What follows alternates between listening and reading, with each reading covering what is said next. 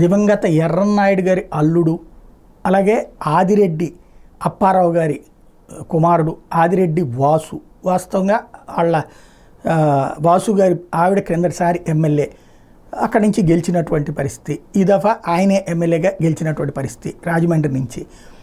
ఆయన చివరికి పోలీస్ అవతారం కాదు, ఎక్సైజ్ పోలీస్ అవతారం ఎత్తాల్సి వచ్చింది. అంటే శాఖలు ఎలాగ నిర్వీర్యం అయిపోతున్నాయి, గుడుంబ, సారా ఇట్లాంటి అడ్డదిడ్డంగా తాగేస్తున్నారు, గంజాయి తాగేస్తారు.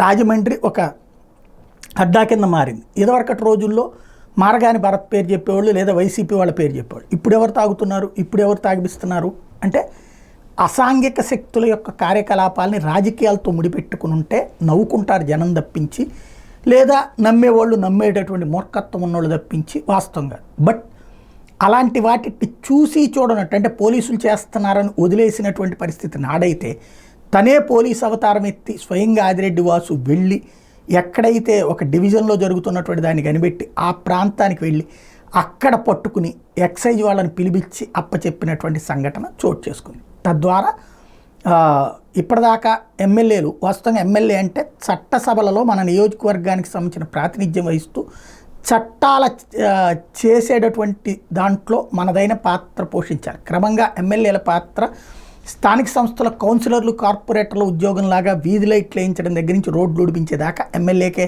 వెళ్ళిపోయింది. ప్రజలు ఇప్పుడు లోకల్ కౌన్సిలర్ని, కార్పొరేటర్లను అడగడం మానేసి ఎమ్మెల్యేలని అడుగుతున్నారు.